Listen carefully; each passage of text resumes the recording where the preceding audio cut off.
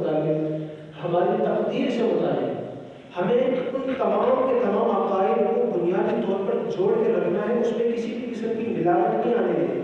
یعنی جب ہم نے یہ مان لیا کہ اللہ رب ہے، جب ہم نے یہ مان لیا کہ اللہ رب ہے، اب اللہ کے علاوہ کوئی کسی کو کسی بھی انداز میں خدا ماننے والا ہو، چاہے یہ کہے کہ وہ چھوٹا خدا ہے، چاہے یہ کہے کہ وہ اس خدا کا مددگار ہے، یا یہ اور وہ مل کر خدا بن گئے، کسی بھی اعتبار سے اللہ کے علاوہ کسی کو بھی، چاہے وہ بندہ ہو، پھر بت ہو یا کوئی چیز ہو، اس کو اللہ کے برابر کرنا عبادت کے معاملے میں معبود ماننے کے اندر اس طور پر کوئی سوچ رکھنے والا بھی اگر کوئی شخص ہوگا اور ہم اس کی بات سن کر کہیں کہ چلو یار اس کا جو عقیدہ ہے وہ عقیدہ ہے، اور ہم اس کے عقیدے کا احترام رکھیں، ہم اس کے عقیدے کا خیال کریں، ہم اس کے سامنے کوئی ایسی بات نہ کریں کہ جس سے اس کے عقیدے کو ٹھیس پہنچے، تو یہ مزاج اسلام کا مزاج نہیں ہے۔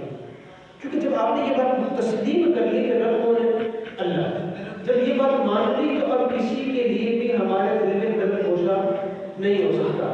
اگر وہ نرم گوشہ آ رہا ہے تو پھر غور کرنے کی حاجت ہے کہ وہ جو ہمارا خدا کا وحدہ لا شریک ہونے کا عقیدہ ہے، ہم اس کے تقاضے پر عمل نہیں کر رہے۔ سمجھے اس بات کو، بعض لوگ اس بات کو بڑا غلط کرتے ہیں کہ یار ہم تو مان رہے ہیں نا اللہ کو وحدہ لا شریک، اب جو نہیں مانتا، کسی بت کو ماننے والا ہے یا حضرت عیسیٰ کو خدا ماننے والا ہے یا کائنات کو کسی چیز کو، سورج کو، چاند کو، درخت کو خدا سمجھتا ہے، معبود سمجھتا ہے، تو ہم اس کے سامنے کوئی ایسی بات تو نہ کریں نا کہ جس سے اس کا کہ دل کو ایذا ہو، اس کو ٹھیس پہنچے۔ جب آپ نے خدا کو رب مان لیا تو اب بندہ بھی اسی کو مانے جو خدا کو ماننے والا ہے۔ اس بات کو سنتے ہیں، جب آپ نے اللہ کو مان لیا تو پھر عبداللہ بھی اسی کو مانیں گے کہ جو اللہ کو ماننے والا ہوگا، اس کے رب ہونے کا اقرار کرنے والا ہوگا۔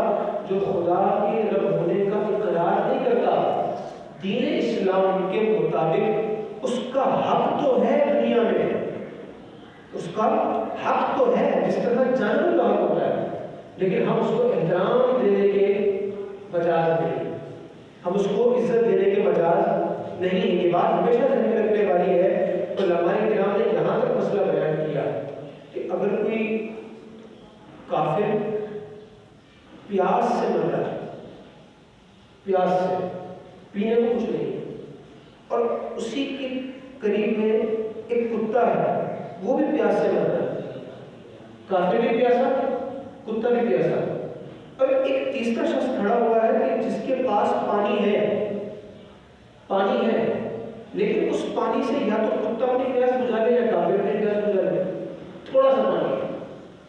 سمجھے کیا صورتحال ہے؟ ایک انسان ہے لیکن کافر ہے، اور ایک کتا ہے، دونوں پیاس سے مرنے والے ہیں، اور اس کے پاس صرف اتنا پانی ہے کہ یہ ایک کی جان بچا سکتا ہے۔ دین اسلام کے مزاج کے مطابق وہ کتے کی جان بچائے گا، کافر کی جان نہیں بچائے گا۔ اب آپ کیا سمجھتے ہیں؟ ہمارے ہاں جو ٹالرنس کی بات کی جاتی ہے، رواداری کی بات کی جاتی ہے، اور مختلف چیزوں میں اپنے آپ کو آزاد خیال کرنے کی بات کی جاتی ہے، یا ان کے ہیومنزم کی بات کی جاتی ہے، انسانیت کے ایک کوئی مذہب بنا کر پیش کر دیا جاتا ہے، اور کہ جی اللہ نے تو پیدا کیا ہے سب۔ بات یہ ہے کہ اگر اس کافر کو خدا نے پیدا کیا ہے تو اس کتے اور سور کو بھی تو خدا نے پیدا کیا، تو کیا ملا دیا جائے گا ہر چیز کے حق میں؟ تو یہ چیز اس پر غور کرنے کی ضرورت ہے۔ ہم جہاں پر دھوکہ کھا رہے ہوتے ہیں، یہ ہمارے پاس آزاد ہے جہاں پر اپنے آپ کو سمجھتے ہیں کہ ہم بہت اچھی چیز کر رہے ہیں، حالانکہ وہ درست بات نہیں ہوتی۔ جب مان لیا کہ خدا ایک ہے، جب مان لیا کہ نبی کریم صلی اللہ علیہ وسلم اللہ کے رسول ہے اور آخری رسول ہے، جب قیامت کا عقیدہ مان لیا، آخرت کی بات مان لی، اچھی تقدیر اللہ کی طرف سے اس بات کو بھی تسلیم کر لیا، فرشتوں کا وجود تسلیم کر لیا، اللہ نے جو آسمانی صحیفے اور کتابیں نازل فرمائی ان کو مان لیا، تو اب کسی بھی طرح کا کوئی دوسرا عقیدہ رکھنے والا، ہم اس سے دنیاوی معاملات تو کر سکتے ہیں، لیکن جہاں تک عزت دینے کی بات آئے گی، احترام کرنے کی بات آئے گی، تو پھر احترام اور عزت دین اسلام میں کافر کے لیے نہیں۔ یہ بات بنیادی طور پر سمجھنے اپنے لیے۔ اگر کوئی یہ کہے کہ جی دین تو ہر ایک کو عزت دینے کا کہتا ہے، کہاں لکھا ہے یہ بات؟ یہ کس نے کہی ہے؟ لوگ کہتے ہیں کہ نبی کریم صلی اللہ علیہ وسلم پر بھی جو کچھ پھینکا جاتا تھا تو وہ کچھ نہیں کہتے تھے، یہ سب بکواس قسم کی بات ہے۔ ان باتوں کا نہ سیرت میں کہیں وجود ہے نہ تاریخ میں کہیں وجود ہے. آپ مجھے ایک بات بتائیں, جو نبی کریم صلی اللہ علیہ وسلم کے نشان ابرو پر اپنی جانیں قربان کرتے تھے اور گردنیں کٹا دیتے تھے, حضور پر کوئی ایک عورت روزانہ اس طرح کا معاملہ کرے, وہ صحابہ کدھر تھے؟ اور صحابہ کو نہیں پتہ چلا کہ یہ واقعہ ہم کو پتہ چل گیا 1450 سال کے بعد. ذرا خود بھی کچھ سوچنے کی چیز ہوتی ہے, ذرا عقل پر بھی پرکھا کریں وہ کچھ چیزوں کو کہ یار یہ بات کوئی پریکٹیکلی پاسبل بھی ہو سکتی ہے یا نہیں ہو سکتی. تو جب اسلام کی بات آ جائے, خدا کی بات آ جائے, رسول کی بات آ جائے, تو اب ہم کسی بھی طرح کی دوسری بات کی طرف نہیں جائیں گے. اور قرآن اسی کو عقل مندی کہتا ہے کہ والذین یصلون ما امر اللہ بہ ان یوصل, جن چیزوں کو جوڑ کے رکھنے کا حکم ہے, عقیدوں کی مضبوطی کا حکم ہے, ان کو جوڑ کے رکھا جائے, ان کو توڑا نہیں جا سکتا. دوسری سائڈ کی تفسیر یہ ہے کہ رشتہ داروں کے ساتھ صلہ رحمی کی جائے, رشتوں کو کاٹا نہ جائے, رشتوں کو توڑا نہ جائے. یاد رکھیے گا, آپسی رنجشوں کی وجہ سے, آپسی رنجشوں کی وجہ سے یا مختلف اپنی ضدوں کی وجہ سے رشتوں کو توڑنا دین میں حرام ہے. دین اس چیز کو پسند ہی نہیں کرتا. دین اور خاص طور پر دین اسلام خاندانی نظام کی حفاظت کرنے والا ہے, خاندان کی قدر کرنے والا ہے, اور خاندان کو بنا کر سنبھال کر رکھنے کا اور صلہ رحمی کرنے کا جو درس دین نے اس دین نے دیا ہے, دین اسلام نے, اس کی مثال ہمیں دیگر دینوں میں دی. تو دین کا تقاضا کیا ہے؟ انسان پاورفل ہے. آپ نے ایک بات پتہ ہے, جو آپ کی تنہا اپنے بھائی سے بھی بگاڑ رکھی ہے, بہن بھی اس کو پوچھنا نہیں آتی, اما ابا دنیا سے جا چکے, دوست یار بھی اس سے دور دور رہتے ہیں کہ یار یہ پیسے مانگتا ہے یا ذلیل بہت کرتا ہے, یا اور اس کے کوئی ایسے معاملات ہیں جس کی وجہ سے سب بدزن ہیں. اب ایسے بندے پر کوئی آفت آئی تو مجھے بتائیں اس کا بنتا کیا ہے؟ یہ دنیا عالم اسباب ہے نا, ہر چیز دوسرے سے جڑی ہوئی ہے, ہر بندہ اپنی ذات میں پوری کائنات ایسا نہیں ہو سکتا. ہمیں حاجت ہے مختلف معاملات میں لوگوں سے مربوط رہنے کی. تو دین انسان کو کمزور نہیں کرنا چاہتا, دین پاورفل دیکھنا چاہتا ہے. تو دین کیا کہتا ہے کہ اپنے آپ کو بنا کر رکھو. کسی نے تم کو پیدا کیا ہے, وہ تمہارے ماں باپ ہے, کوئی تمہارا ہی خون ہے, تمہارا بھائی ہے, بہن ہے, اس سے تمہیں بنا کے رکھنی ہے. کوئی تم سے پیار کرنے والے 4 لوگ ہیں, ان سے تمہیں بنا کے رکھنی ہے. اللہ نے یہ خونی رشتوں کے اندر, سسرالی رشتوں کے اندر, نسبی رشتوں کے اندر کچھ نہ کچھ کے ساتھ تمہارا تعلق جوڑ کے رکھا ہوا ہے. تو ان سب سے کیا فکر رکھنی ہے؟ بنا کے رکھنی ہے. بلکہ اس آیت کی تفسیر میں علماء نے یہاں تک لکھا, دنیا کا ہر مسلمان اس کو اپنا بھائی سمجھا جائے, اپنے سے جوڑ, اس کو جڑا ہوا سمجھا جائے, اس کو اپنے سے ٹوٹا ہوا نہ سمجھا جائے. جیسے کہ حدیث پاک میں نبی علیہ السلام نے فرمایا کہ جو مسلمان ہیں نا, مسلمان, ان کی مثال کیسے؟ عمارت. اب مجھے ایک بات بتائیے, یہ عمارت ہے, اس کا میں پلر نکال لوں, وہ دیوار نکال لوں, یہ دروازے نکال لوں, یہ کھڑکیاں نکال لوں, یہ ساری بنیادیں نکال لوں, یہ سب الگ الگ کر کے رکھ دوں, تو کیا حیثیت بنے گی؟ کچھ بھی نہیں, سب ختم ہو جائے گا. تو دین کا مزاج کیا ہے؟ جوڑ کے رکھنے کا. دین کہتا ہے کہ جو مسلمان ہے نا, وہ آپ کا کیا ہے؟ بھائی ہے. تو ہر اعتبار سے اس کی عزت کرنا, اس کے مال کی حفاظت کرنا, اس کی جان کی حفاظت کرنا, اور کسی بھی طریقے سے اپنی ذات سے دوسرے مسلمان کو نقصان نہ پہنچنے دینا, اور ہر چیز میں میل ملاپ کر کے رکھنا, یہ دین کا حکم ہے. اور اللہ فرمایا جس کا یہ انداز ہوتا ہے نا, وہ ہوتا ہے عقل. وہ کون ہوتا ہے؟ عقل مند. پھر اللہ کے ارشاد فرمایا کہ وَيَخْشَوْنَ رَبَّهُمْ وَيَخَافُونَ سُوءَ الْحِسَابِ. عقل مند شخص کی ایک اور نشانی یہ ہے کہ وہ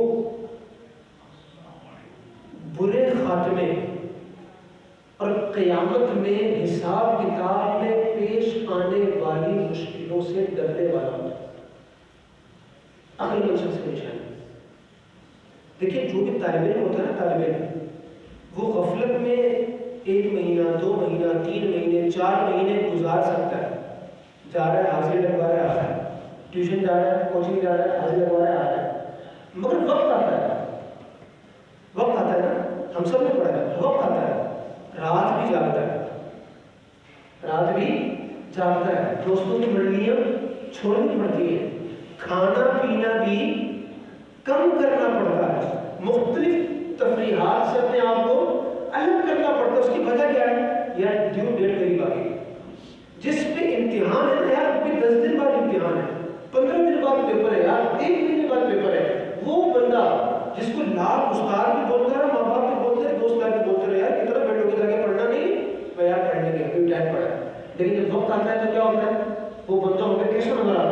اس کی رفتار، اس کے پڑھنے کی، اس کا ایک جو نظر آتا ہے باقاعدہ پڑھنے کا جذبہ کوئی مثالی ہوتا ہے. ہم سب اس چیز کو جانتے ہیں کہ پیپروں کے قریب ہماری حالت کیا ہوتی ہے. لیکن مسئلہ ہے کہ ہمیں پیپر کا پتہ ہوتا ہے نا کہ پیپر ابھی ہونے والا ہے، فلاں تاریخ کو ہوگا. ہمارے یہاں تو تاریخ پیچھے نہیں ہوتی، آگے ہی ہوتی ہے. کسی نہ کسی معاملے کی وجہ سے پیپر کینسل ہو گیا، اب آگے ہوگا. یہ کبھی بھی نہیں ہوا کہ 25 کو تھا کہ اب 20 کو ہو رہا ہے، یہ ہمارے نہیں ہوگا. تو ڈیو ڈیٹ آگے ہی جاتی ہے، پیچھے کبھی نہیں آتی. لیکن مسئلہ یہ ہے کہ اب ہم بھی تو ایک مسلمان ہونے کے ناطے اس بات کا عقیدہ رکھتے ہیں نا کہ آدمی مرنا ہے. اور یہ بھی عقیدہ ہے کہ مر کے خاک نہیں ہونا. ہم لوگوں نے مر کے خاک نہیں ہونا. اگر خاک ہی ہونا ہوتا تو ہم کو جلا دیا جاتا، دفنانے کی کیا ضرورت تھی. یہ سیدھا سادہ جسم بالکل قبر میں عزت کے ساتھ لٹانے کا مقصد یہی ہے. اس جان نے اسی طرح قیامت میں ہو جانا ہے. ورنہ تو ہم کافروں کی طرف، کافروں کا عقیدہ تو یہ نہیں کہ مر کے ختم، دوسرا جنم سوچے، تیسرا جنم سوچے، سوچتے کتے بنیں گے، اگلے اس میں بلے بنیں گے. وہ ان کا اپنا مسئلہ ہے، وہ ہمارا عقیدہ تو نہیں ہے دین اسلام کا. دین اسلام میں کیا ہے؟ بندہ مرتا ہے، جنم بدن کوئی چیز نہیں ہوتی. بندہ مرے گا، اس کو قبر میں ڈالا جائے گا، قبر میں سوالات ہو رہے ہیں، پھر حشر میں سوالات ہو رہے ہیں. تو ایز اے مسلم ہم تو اپنا عقیدہ آخرت کبھی بھی نہیں بلا سکتے. ڈے آف ججمنٹ نے آنا ہے اور ہر سوال ہم سے پوچھا جائے گا جو ہمیں بتایا گیا. قبر کے سوالات بھی بتا دیے گئے، حشر کے سوالات بھی بتا دیے گئے. پرچہ پہلے ہی آؤٹ ہے، کوئی نیا سوال نہیں، پرچہ پہلے ہی آؤٹ کر دیا گیا. اب اس کی تیاری کرنی ہے. یہ کیا ہے؟ عالم اسباب ہے، یہ عمل کرنے کا جہان ہے. اور کیا ہم کو پتہ ہے کہ ہماری وہ قبر کی گھڑی آنے والی کب ہے؟ مجھے نہیں پتا، آپ کو بھی نہیں پتا کہ ابھی آپ 1:30 بجے ہم جمعہ میں پڑھیں گے نہیں پڑھیں گے. کنفرم کہہ سکتے ہیں یہ بات؟ میں خطبہ بھی پڑھوں گا، یہ بات کنفرم کہہ سکتا ہوں؟ نہیں کہہ سکتے نا بھائی. ابھی بیٹھے اگر میرا انتقال ہو جائے، آپ میں سے کسی کا ہو جائے، آپ مجھے بتائیں کسی کا کنٹرول ہے اس بات پر؟ اچھا ہو گیا تو ہو سکتا ہے اسی جمعے کے بعد، ہو سکتا ہے یہی عصر کی نماز کے بعد اعلان ہو گیا فلاں صاحب کا انتقال ہو گیا، تو ان کی نماز جنازہ پڑھی جائے گی. مجھے یہ بتائیں کہ شام سے پہلے تک، مغرب سے پہلے تک ہو سکتا ہے ہم قبر کے اندر ڈال دیے جائیں اور وہاں پر کیا سوال ہونے؟ من رد ہوگا، مات ہی ہوگا، آپ کو تقبل کی عادت ہوگی. وہ تو قبر ہمارے سامنے تیار کھڑی ہے نا، مگر اس کے لیے ہم نے تیاری کیا کی تھی؟ پھر جب قبر میں ڈال کر بند کر دیا گیا تو قیامت تو آنی ہے نا، کبھی نہ کبھی تو آنی ہے. آپ نے 100 سال بعد، 200 سال بعد، مگر وہ جو آگے کا سارا وقت ہے وہ قبر میں گزرنے والا کیسا ہے؟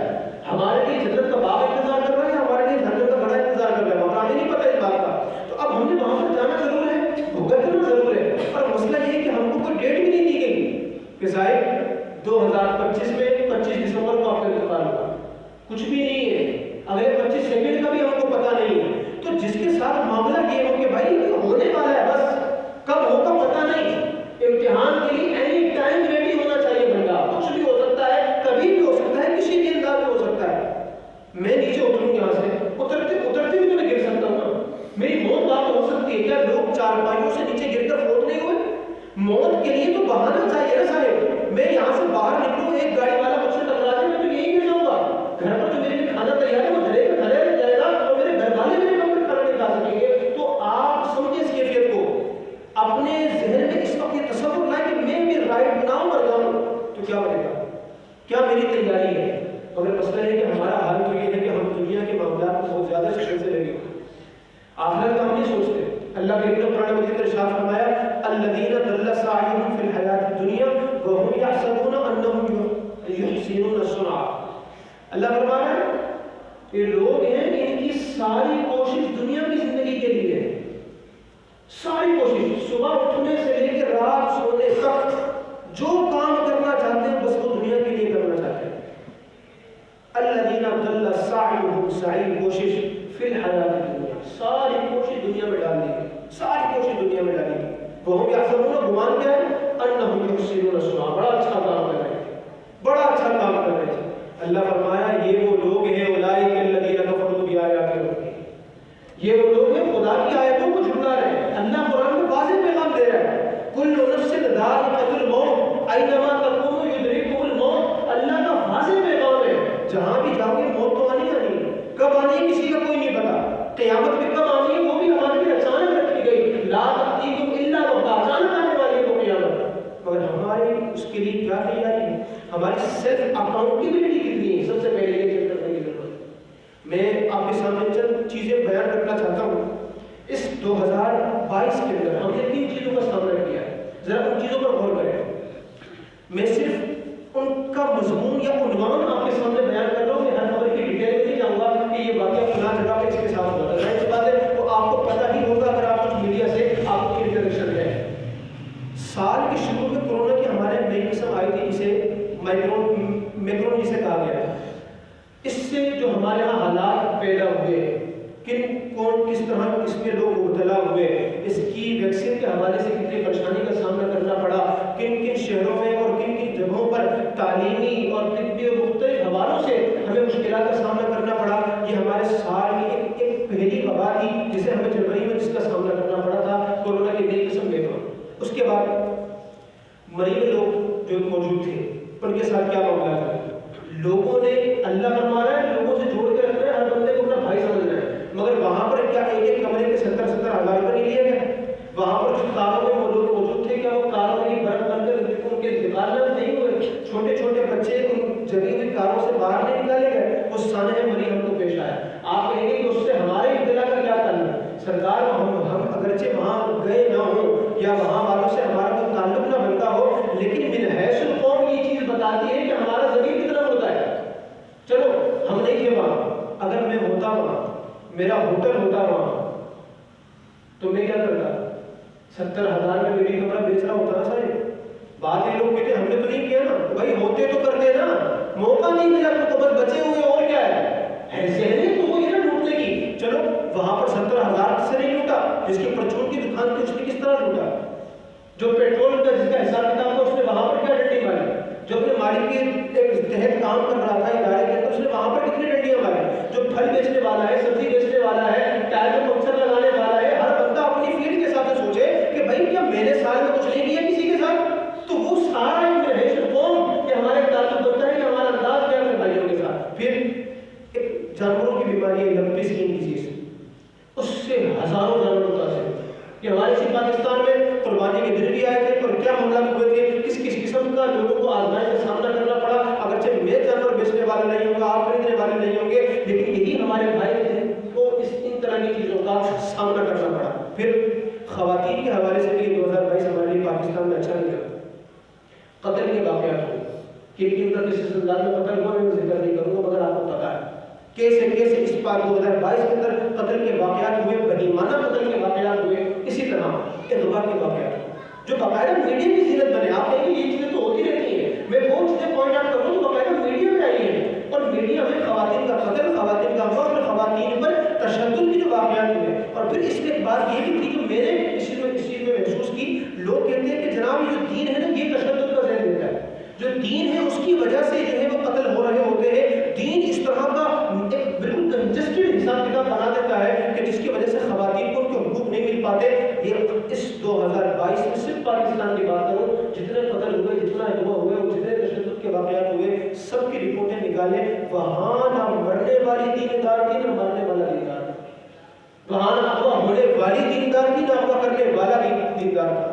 وہاں نہ جس پر تشدد ہوا وہ دیندار تھی اور نہ تشدد کرنے والا دیندار تھا. پتہ یہ چلا کہ ہماری طبیعتوں کا اپنا تشدد ہے کہ جو ہم دین پر ڈال دیتے ہیں, جو ہم مذہب پر ڈال دیتے ہیں. ورنہ انسان کی فطرت کے اندر یہ چیز ڈال دی گئی ہے کہ وہ اس طرح کی حرکتیں کر رہا ہوتا ہے. یہ سال ہمارا خواتین کے حوالے سے اچھا نہیں ہے. پھر سیاست, میں بات تو نہیں کروں گا کہ کون کیا کر رہا ہے, لیکن یہ تو سبھی کو پتا ہے.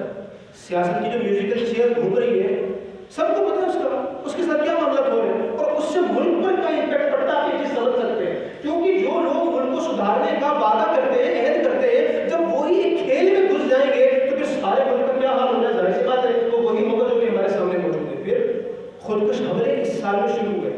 پہلے ہمارے یہاں صورتحال بہتر ہو گئی تھی, اب خودکش حملے اس سال میں ہوئے. کہاں ہوئے وہ آپ کو پتا ہے. آپ اگر میڈیا سے تعلق رکھنے والے ہیں تو آپ کو پتا ہوگا کہ کس کس قسم کے حالات ہمیں دیکھنے پڑیں گے. معاشی بحران جیسا اس سال میں آیا پاکستان میں اس طرح کے حالات ہو نہیں گا. یکم جنوری 2022 کو جو ڈالر تھا وہ تقریباً 174 یا 176 کا تھا, پھر بیچ میں 240 تک پہنچا نہیں پہنچا. یہ پاکستان کی بلند ترین سطح تھی کہ ایک ہی سال کے اندر کوئی 33-40 روپے اور 40-50 روپے تک کا اس طرح کا اضافہ ہو جانا وہ ڈالر کی قیمت کے اندر, اور ابھی بھی ڈالر 200 سے اوپر ہی پہنچا ہوا ہے. یہ ہمارے پاکستان کا بہت بڑا معاشی بحران تھا. اس میں ہر شخص نے اپنا حصہ ملایا. ہر شخص نے, کوئی کاروبار والا, کوئی دکان والا, شاید ہی اللہ نے جس کو بچایا وہ بچا, ورنہ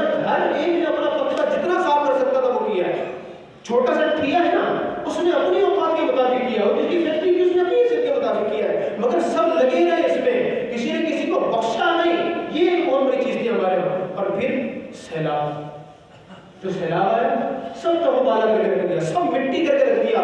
کیا امیر کیا غریب ہر شخص کو نقصان پہنچا، اور ایسا ڈیزاسٹر ہوا کہ وہ ابھی تک سنبھلنے میں نہیں آیا. اور چند مہینوں بعد پھر بارش آنے والی ہے. جس طرح بارش کا موسم ہوتا ہے پاکستان میں سیلاب کا موسم ہوتا ہے، سیلاب کا ایک موسم ہے پاکستان میں، وہ آئے گا اور اس نے کنفرم تباہی مچانی ہے. تو جو ویلفیئر والے ہیں ان کو تو زندگی بھر کا کام مل گیا نا قیامت تک کے لیے پاکستان کے اندر، کیونکہ اداروں نے کچھ کرنا نہیں ہے، سیاستدانوں نے کچھ کرنا نہیں ہے. تو اب وہ حساب کتاب ہمارا ایسا چلے گا کہ سیلاب کا موسم آئے گا اور اس میں جس نے جو کرنا ہے تو شاید لوگوں کو سائڈ پر ویسے ہی بیٹھ دینا چاہیے کہ بھائی سیلاب آ رہا ہے اس کو گزرنے دو، اور ہم سارا یہی بیٹھے رہیں گے. کبھی خشک اناج لا کے دینا، کبھی ہمیں گندم لا کے دینا، کبھی چاول لا کے دینا، کبھی دال لا کے دینا، کبھی چھپڑے بنا کے دینا، اور ہم نے اسی طرح اپنی پوری زندگی گزارنی ہے. اور پھر ہمارے ہاں دہشت گردی جو بڑی ہے اس سال کے اندر، ظاہر سی بات ہے لوٹ مار بڑی ہے. لوگ اپنا موبائل کا باہر سے چلانا پسند نہیں کرتے، بائک پہ جا رہے ہوتے ہیں تو ادھر کہیں کر کے بالکل سارا حساب کتاب ہوتا ہے نا. تو بہت سے ایسے معاملات اس سال کے اندر ہوئے جو ہمارے لیے بالحیث القوم آفت کی بات ہے، بڑے عجیب مخمصے کی بات تھی کہ یار بالحیث القوم ہمیں کن معاملات کے اندر جا کر پھنس چکے ہیں. یہ وہ آفتیں تھیں جو میجر میں آپ کے سامنے ذکر کی، ان کا ہمیں 2022 میں سامنا کرنا پڑا. ہم میں سے یا ہمارے جاننے والوں میں سے ان میں سے کسی نہ کسی چیز سے کوئی نہ کوئی متاثر ضرور ہوا. اب ہم کہہ سکتے ہیں کہ جناب ڈالر جو بڑا سیاستدانوں کی وجہ سے ہوا، یہ لوگ کیوں کرتے ہیں، معاشی بحران اس کی وجہ سے ہوا، خواتین کا اس وجہ سے ہو رہا ہے، ملک میں دہشت گردی اس وجہ سے بڑھ رہی ہے، جانوروں میں بیماری اس وجہ سے آ رہی تھی، سیلاب آنے کے پیچھے یہ وجہ ہے. ہم ہر چیز کو دنیا کے کسی نہ کسی سبب کے ساتھ کنیکٹ کر دیتے ہیں، دنیا کی کسی نہ کسی وجہ کے ساتھ کنیکٹ کر دیتے ہیں. مگر اللہ تبارک و تعالیٰ کا جو قرآن ہمیں سمجھانا چاہ رہا ہے اس چیز میں، ابھی سال گزرنے والا ہے نا، اللہ کریم قرآن مجید میں کیا ارشاد فرماتا ہے ہماری اس ساری صورتحال کے تناظر میں. جب ہم قرآن پڑھتے ہیں اور ہمارے ذہن میں ہمارا پورا پچھلا سال ہے تو قرآن کا کہتا ہے، اللہ فرماتا ہے اولا يرون انهم يفتنون في كل عام مرة او مرتين ثم لا يتوبون ولا هم يذكرون. اللہ فرما رہا ہے ہر سال ایک یا دو مرتبہ ہم آزماتے ہیں، ہر سال فی کل عام، ہر سال مرتن او مرتین، ایک یا دو مرتبہ ہم آزماتے ہیں. اب بندہ بولے کہ بارشیں اس وجہ سے ہوئی، سیلاب اس وجہ سے آ گیا، معاشی بحران اس وجہ سے، لیکن یہ جو ساری چیزیں ہیں ہم نے اسباب کے ساتھ جوڑ دی، مگر خالق اسباب بھی تو کوئی ہے نا، مالک اسباب بھی تو کوئی ہے نا، مسبب الاسباب بھی تو کوئی ہے نا. اللہ فرما رہا ہے تم ساری چیزوں کو اپنے اسباب سے جوڑ دیتے ہو، ہماری طرف کسی کا خیال نہیں آتا. اللہ فرما رہا ہے ہم آزماتے ہیں ہر سال ایک مرتبہ، دو مرتبہ، بعضوں کے ساتھ تو اس سے بھی زیادہ مختلف طریقوں سے. فَلَنَبْلُوَنَّكُمْ بِشَيْءٍ مِّنَ الْخَوْفِ وَالْجُوعِ وَنَقْصٍ مِّنَ الْأَمْوَالِ وَالْأَنفُسِ وَالثَّمَرَاتِ. کیا قرآن پاک کی واضح آیت ہے، ہم نے پاکستان میں اس کا نظارہ نہیں کیا، دنیا بھر کے لوگوں نے اس کا نظارہ نہیں کیا. اللہ فرما رہے ہم ہر سال آزماتے ہیں، بار بار آزماتے ہیں، ثم لا يتوبون، مگر یہ توبہ ہی نہیں کرتے، سدھرتے ہی نہیں ہے، مانتے ہی نہیں ہے، سمجھتے ہی نہیں ہے کہ رب تبارک و تعالیٰ کا اشارہ کیا ہے، وہ رب سمجھانا کیا چاہتا ہے. سیلاب جو وہاں پر آیا کہ یہاں نہیں آ سکتا تھا. اگر معاشی بحران، میرے حالات بہت اچھے ہیں، مگر کیا رب اس بات پر قادر نہیں کہ مجھے ایک سیکنڈ میں روڈ پر لا کے کھڑا کر دے. اگر جانوروں میں بیماری آئی تھی کیا انسانوں میں نہیں آ سکتی تھی؟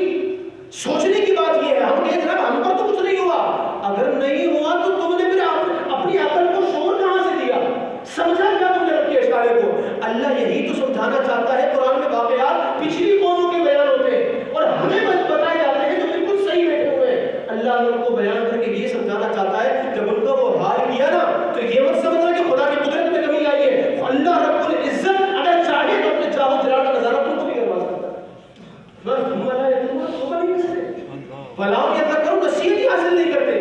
تو اگر ضرورت ہے تو اس چیز کی سیلف اکاؤنٹیبلٹی، اپنے آپ کو سدھارنے کی، سمجھانے کی. ہم کیا کر سکتے ہیں، ہم کیا کر سکتے ہیں؟ بحیثیت مسلمان ہم اس چیز کو ڈینائی کر ہی نہیں سکتے کہ ہمیں مرنا ہے، قبر میں جانا ہے، سوالات کا جواب دینا ہے، حشر میں جانا ہے، سوالات کا جواب دینا ہے. دنیا میں آپ جو کرنا چاہتے ہیں کریں، مگر یاد رکھیے گا دنیا میں آئے اس لیے نہیں کہ جو آپ کر رہے ہیں، دنیا میں آئے اس لیے فرمایا وما خلقت الجن والانس الا لیعبدون. آئے تو اسی لیے ہو کہ میری عبادت کرو گے. الذی خلق الموت والحیات لیبلوکم ایکم احسن عملا, میں نے موت اور زندگی پیدا اسی لیے کی ہے دیکھو کہ اچھے عمل کرتا کون ہے. تو وہ اچھے عمل کرنے والوں میں کیا ہم نہیں چاہتے ہمارا شمار؟ جب ہم قیامت میں جائیں گے وہاں کوئی بھی ہمارے کام نہیں آئے گا. بچہ بھی بولے گا ابا جان آج ٹاٹا, آج میں کچھ نہیں کر سکتا آپ کے ساتھ. ماں وہاں پر دنیا میں اتنی شفقتیں ایک نیکی دینے کو وہاں پر تیار نہیں. وہاں پر کس کا دامن کام آئے گا؟ رسول اللہ کا دامن کام آئے گا. وہاں پر کس کی رحمت کام آئے گی؟ اللہ کی رحمت کام آئے گی. آقا کریم صلی اللہ علیہ وسلم نے فرمایا اللہ نے 100 رحمتیں پیدا کی ہیں, صرف ایک رحمت دنیا میں نازل کی. ہر ماں اپنے بچے سے پیار اسی رحمت کی وجہ سے. انسانوں میں پوری دنیا میں جو انسان کسی پر بھی کچھ شفقت کرتا ہے اللہ کی اس ایک رحمت کا حصہ ہے. یا رسول اللہ باقی 99 کام فرمایا وہ قیامت کے دن فرمایا. مگر اپنے آپ کو اس رحمت کے لیے تیار کون کرے گا؟ میں اور آپ اپنے آپ کو اس رحمت کا اہل تو بنائے نا. اللہ کی بارگاہ میں کچھ عرض کرنے کی جرت تو ہو, جسارت تو ہو. ایسا تو نہ ہو کہ جب ہم قیامت میں جائیں تو ہم تو اس چیز سے بھی جائیں کہ اللہ تبارک و تعالیٰ کی بارگاہ میں فریاد کرنے کے لیے ہمارے ہاتھ میں ہو. جب اعمال کا بوجھ ہمارے کندھوں پر گناہوں کا پڑا ہو تو ہم بولیں کہ یہ بوجھ اتنے تو میں خدا کی بارگاہ میں کھڑا ہوں, کچھ سجدہ کر سکوں, کچھ جرت کر سکوں اللہ کی بارگاہ میں. تو آج اگر سانسیں سلامت ہیں تو پھر یہ وقت ہمارے پاس ہے. میں کہنا چاہتا ہوں رمضان آئے گا تو خدا کی قسم فجر کے اندر بھی پورا ہال بھرا ہوگا, باہر کی جگہ ہوگی, نمازی موجود ہوں گے. لیکن اب کیا حال ہے؟ 100 150 مشکل سے ہو پاتی ہے. کیا ہم اس علاقے کے رہنے والے نہیں ہیں؟ اس مسجد کو آباد کرنا ہماری ذمہ داری نہیں ہے؟ اللہ فرما رہا ہے کہ یہ لوگ اگر خدا کا عہد پورا کرتے اپنے عقل مند ہونے کا اظہار بھی کر دیں گے اللہ تبارک و تعالیٰ ان پر رحمت بھی فرمائے گا. اور جب دنیا سے جائیں گے قبر میں بھی آسانی نصیب ہوگی, آخرت میں بھی آسانی نصیب ہوگی. میں آپ سب کو بتانا چاہوں گا الحمدللہ رب العالمین شیخ طریقت امیر سنت بانی دعوت اسلامی حضرت علامہ مولانا بلال محمد الیاس ستار قادری رضوی زیائی دعوت برکاتہ العالیہ نے اس دور میں آسانی کے ساتھ سیلف اکاؤنٹیبلٹی کے لیے ہمیں یہ 72 نیک اعمال کا رسالہ دیا ہے. چھوٹا سا دیکھیں آرام سے جیب میں آ سکتا ہے. اور آپ یہ چیز ساتھ نہیں رکھنا چاہتے, موبائل تو آپ نے رکھنا ہی ہوگا جیب کے اندر, اس سے تو چھٹکارا ہمارے بچوں کا بھی نہیں ہے. اس کے اندر اس کی اپلیکیشن موجود ہے, پلے اسٹور سے ڈاؤن لوڈ کریں 72 نیک اعمال. آپ دیکھیں گے کہ اس میں ایک سوال دیا گیا ہوگا, اس سوال کے نیچے 30 باکسز ہیں. اگر آپ نے آج وہ عمل کیا ہے تو رات کو یا کسی بھی ٹائم بیٹھ کر آپ اس باکس پر ٹک کر دیں گے, نہیں کیا تو آپ 0 کا دائرہ بنائیں گے. اور جب آپ مہینے بعد اس کو چیک کریں گے تو پتہ چلے گا میں نے کتنے گناہ کیے ہیں, کتنے نہیں کیے. باپ اپنے بچے کو سدھارنا چاہتا ہے, بھائی اپنے چھوٹے بھائی کو سدھارنا چاہتا ہے, گھر کا سرپرست اپنے گھر والوں کو راہ راست میں لانا چاہتا ہے, اپنے گھر میں بھی رسالے رکھیں, ہر مہینے ان سے فل کروائیں, اپلیکیشن میں ان سے فل کروائیں اور چیک کریں سرپرست ہونے کے ناطے کہ میرے بچے کی کارگزاری کیا ہے, میرے گھر والوں کے اعمال کیا ہے. ہمیں اپنے آپ کو بھی آگ سے بچانا ہے, اپنے گھر والوں کو بھی آگ سے بچانا ہے. تو اپنے آپ اپنی آخرت کی تیاری کے لیے, اپنے گھر والوں کی آخرت کی تیاری کے لیے نیا سال آنے والا ہے, نیا جذبہ اپنے اندر لائیں.